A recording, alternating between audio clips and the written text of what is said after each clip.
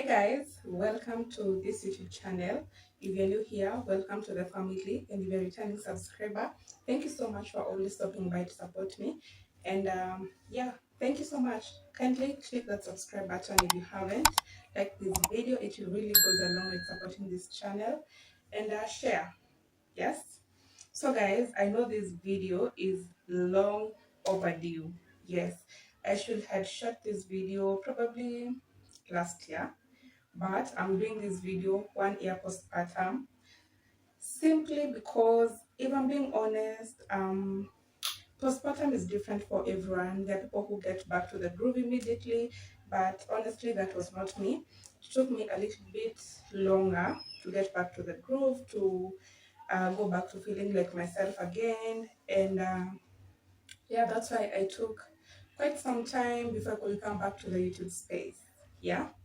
So guys, today I'm going to give you my story, my labor and delivery story. Yes, guys. I know I should be looking here, but I'm looking here. I'm looking at the screen. I don't know why. So just bear with me. So guys, today I'm going to give you my labor and delivery story. So make sure you like this video. First off, let me start by saying um, labor and delivery is different for everyone. So don't let someone's story make you maybe fear giving birth or fear getting pregnant, because trust you me, there are people who experience a very peaceful labor and delivery, other experience a very traumatic one. It all depends. Others, as I hear it said, it's a Hebrew birth. It's all different. Not two people have the same story. Everyone have their own story. And so here I'll be sharing with you my labor and delivery story as a new mom of one. And this is 1 year postpartum. I'll also be telling you how postpartum was for me. And yeah, so stay tuned and subscribe. So let's start. So guys, my labor and delivery story went like this. First, it started, let me just say, it started at night. Yeah, it started at night. So I was experiencing some pain, some sharp pain. It used to come and go, it come and go. So when it started, I thought it's the normal pain that I used to feel, because for me, I used to feel some sharp pains, and then when I go to the hospital, I'm told not yet, wait a little bit longer. So this particular night, I started feeling some sharp pains, and I told my husband that I'm feeling some pain, some sort of pain, and then he was like, "Is it going all round?" Because I had called my mom and also my mom-in-law, and they had told me if it's labor, it should go all around to my back. So all along, I was waiting for some pain that goes all around to my back. But at this particular night, it wasn't going all around. It was just a sharp pain on my lower abdomen and then going away. But it was like sharp pains. So when I woke up my husband and told him I'm experiencing these sharp pains, he was like, let's wait a little bit longer and see if it goes all around the back so that we can go to the hospital. So the sharp pain kept coming and going. He was just rubbing my back, but unfortunately, it wasn't going all round. So what we said, let's wait and see if it intensifies, then we'll go to the hospital. So it didn't. The pain was just coming in intervals and then going away, coming in intervals and then going away. Then morning came, I didn't have any pain. Yeah. So I thought if the pain will be until morning, or if it persists at night, then we will go to the hospital.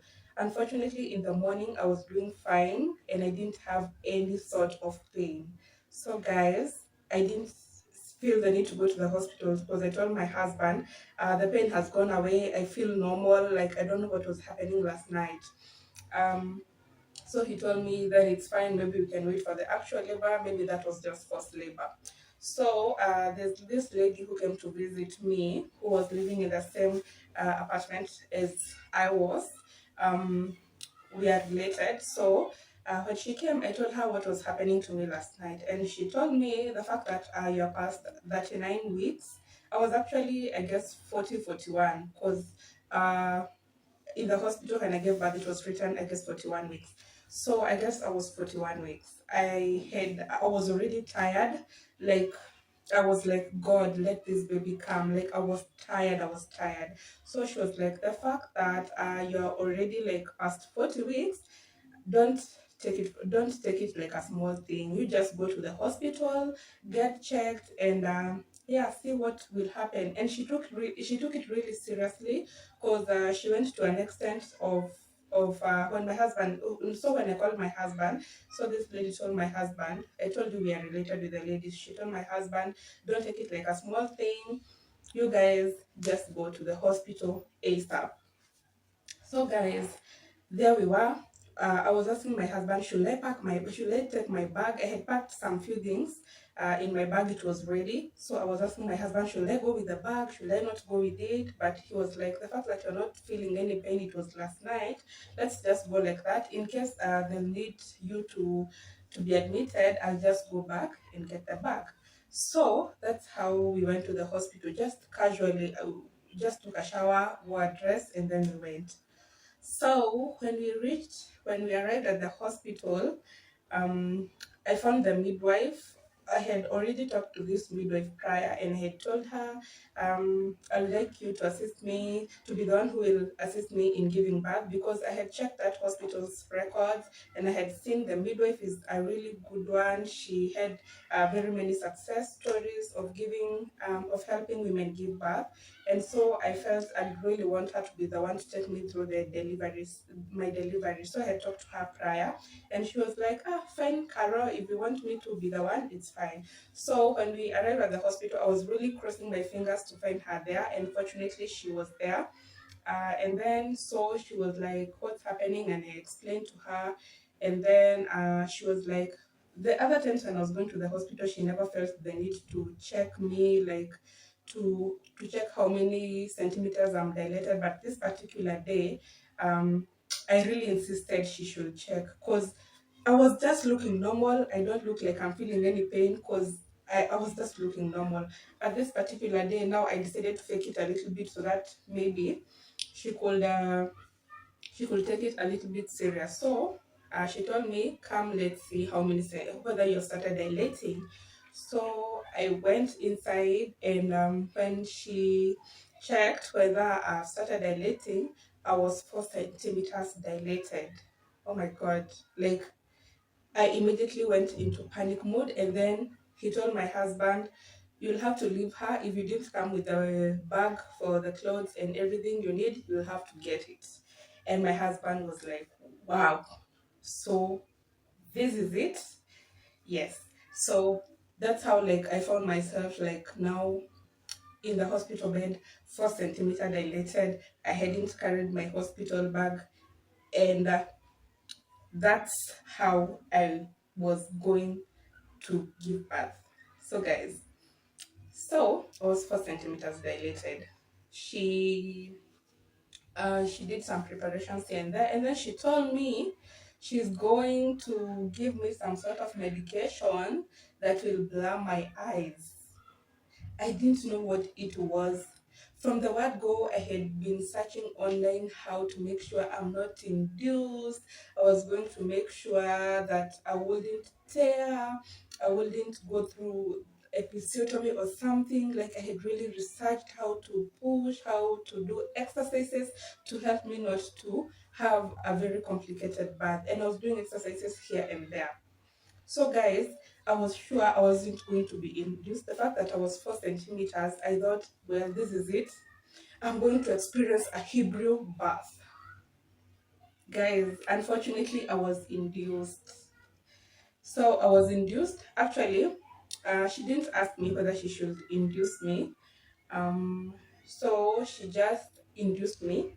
And even I didn't know it was induction, because I was a new mom. I was a first time mom. So after I was induced, I was like, have you induced me? She was like, yes, I have induced you. And I knew, oh my God, I had heard induction stories that when you induce, the labor comes double the pain. So I was like, oh my God, I've been induced.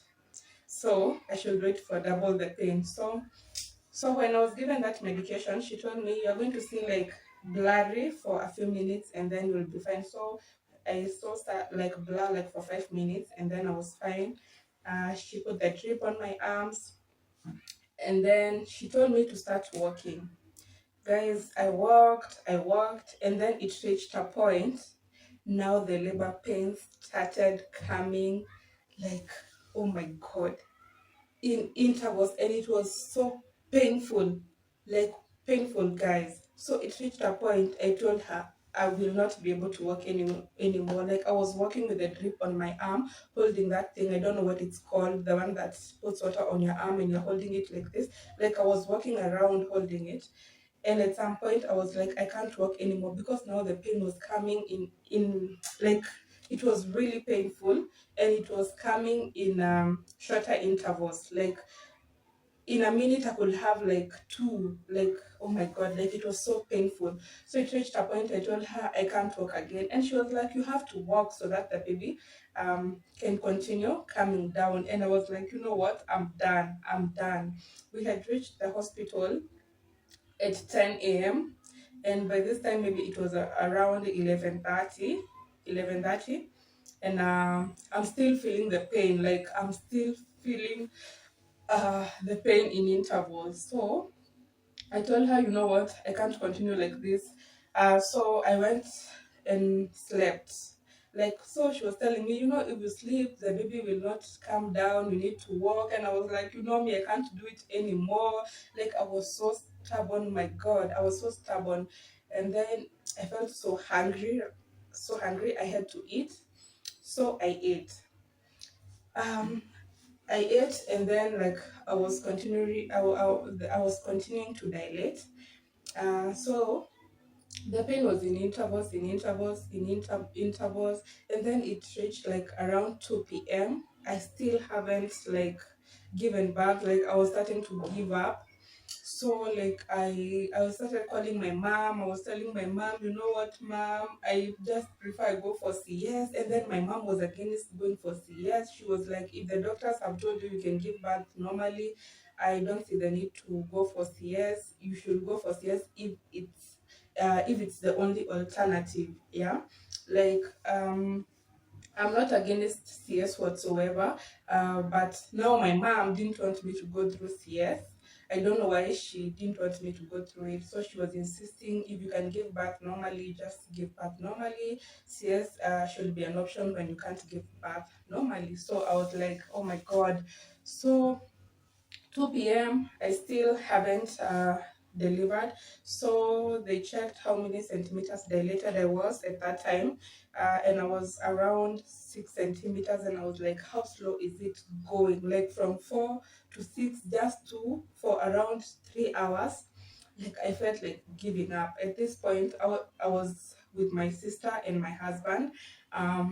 So my husband was rubbing my back, and then my sister also was trying to rub my back, but at some point she couldn't do it anymore. Even at some point, she went outside because she was feeling so emotional, seeing me in pain. At some point, even my husband like went outside. He was crying because they were seeing me in so much pain. At some point, even my mother-in-law came, but she just came, checked up on me, and then she went back outside because the doctor was saying like, if they stay around me, I will not walk. Because when they come, I was just sleeping. I was telling them how helpless I am. So the doctors were telling them to just stay outside so that I can be strong on my own, like so that I can walk. So guys, at 3 p.m., I still hadn't given birth.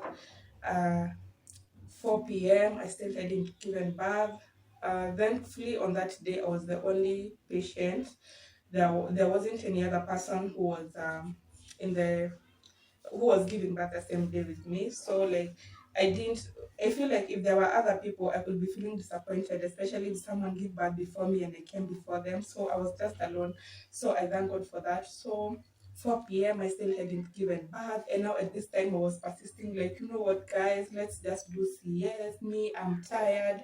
Like I was insisting, let's just go for the CS. I'm tired, I'm tired. So 5 p.m. I still hadn't given birth. 6 p.m., not yet. At this time, at 6 p.m., now the labor was the contractions were coming in really strong, like really strong, to a point like I started telling the nurse, now I want to push the baby. And then the midwife was like, if you feel like pushing the baby, just let us know. And then I was trying to push when I don't even have the contractions. Like I was forcing it, I was forcing it, because normally the baby should push itself. Like when it's time to push, you'll just know. So I started pushing the baby, like it's like I was forcing it, because now I am tired. I feel like I'm giving up. So I was forcing it. And then they were like, no, don't try to force it, just give it time. So you hear, I was in the hospital from 10 a.m. At this point, it's 6 p.m. I am tired. At some point, she started giving me water. Like I couldn't give myself water, so the midwife came and gave me water, like 2 glasses, because I felt like I was so like tired and helpless. And then at around 7, I started feeling now the baby pushing herself. Like I started feeling the baby pushing herself. And then I told her, like, I can feel the baby pushing herself. She was like, are you sure? And I was like, yes. So like she came and she told me, when you feel the baby pushing herself again, now push. So that's what happened. So the next interval that came, the baby was pushing herself like really, really strong. And I pushed the first time. I pushed the second time. Um, the that time, like my baby was here, like, and I was so happy, guys. But the thing is, after I got my baby, like I was so emotional. I was like, oh, my baby. Like after I got my baby, now I got like, now I should come out of the bed and go pick my baby. Like I was so anxious. Yes, I held the baby on my arm immediately, like I gave back to her. But now I couldn't wait, like, to come out of that bed and just go take my baby, until the midwife was like, no, hold up, I have to stitch you up. And I was like, hell no. Like, that was like, oh my God, that was like my greatest nightmare. Because I had researched so much. I had researched so much on how to avoid being cut or tearing. Like, I had researched so much how I'll push, how I had done exercise. I was like, sure, like, once I give birth, that will be it. So, guys, that was where I felt like I'd collapse. So I had to be stitched. Of course, she had to make me numb, and then I was stitched. So in the process of giving birth, she cut me.